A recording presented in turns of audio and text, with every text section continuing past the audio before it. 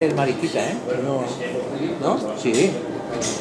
Sí, esta cangreja tan grande. Qué pasada, tú. Esta cangreja la tan mariquita grande. entró sin un pico de arriba. Está aquí.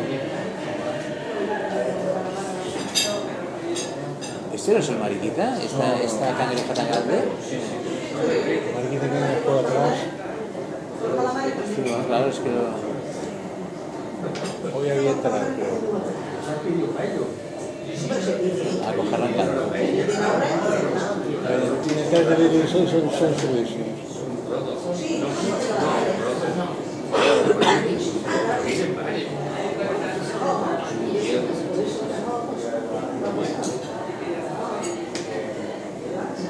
La mariquita pone C y este pone D. Este debe ser España o España, ¿cómo se llama? España. ¿De España? Pues puede ser. Hispania Tuiga y. España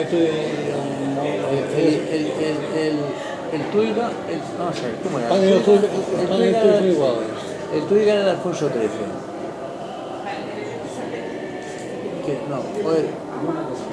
El Hispania era de Alfonso XIII. El Tuiga era del conde Romanones. Y después había un tercero.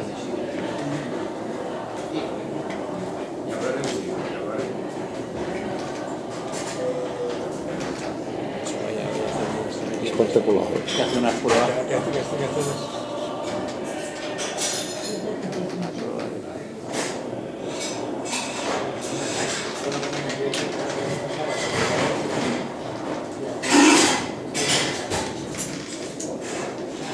Era una farmacéutica, regatera de conjuro, nada más.